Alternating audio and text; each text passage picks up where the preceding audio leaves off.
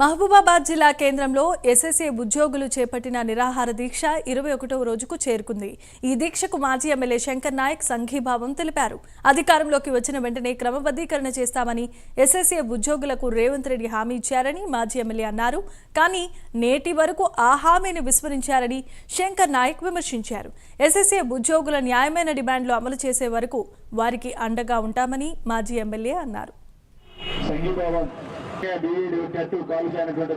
అందరూ విద్యావంతులు ఇందులో ఉన్నారు. గత 18 ఏళ్ళు ఆ రెగ్యులేషన్ కాకుండా వెళ్ళిపోయింది. మన సంబంధిస్తున్న క్రమంలోనే ఇచ్చిన మాట కదా, మీరిచ్చిన మాట కదా, విద్యాశాఖలో పనిచేసిన సమగ్ర శిక్షా ఉద్యోగులు వెంటనే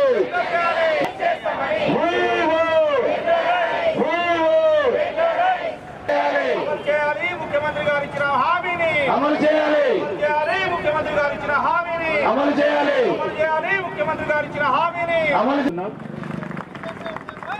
సార్, మేము గత 18 సంవత్సరాలుగా సమగ్ర శిక్షలో గవర్నమెంట్ ఇచ్చినటువంటి మనకి సంఘీభావం మహబూబాబాద్ నడిపొట్టున సమగ్ర శిక్షణ అభియోగ మరియు కస్తూరిబా ఎంప్లాయీస్ గత 20 సంవత్సరాలుగా వాళ్ళు సర్వం పనిచేస్తూ వృత్తిరీత్యా వాళ్ళ వంతు వాళ్ళు పనిచేస్తున్నారు.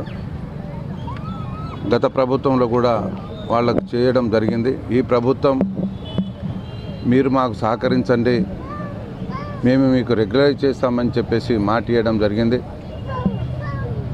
రేవంత్ రెడ్డి గారు, సీఎం గారు, మీరు ఛాయ్ తాగినంతసేపు మేము జీవో కాపీ ఇస్తామని చెప్పేసి ప్రగల్భాలు కలిపారు, మాయ మాటలు, గారడి మాటలు చెప్పారు.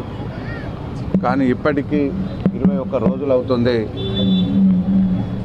అక్క చెల్లె ఆడవాళ్ళు అని చూడకుండా ఇప్పటి వరకు మీరు నిర్ణయం తీసుకోలేదు.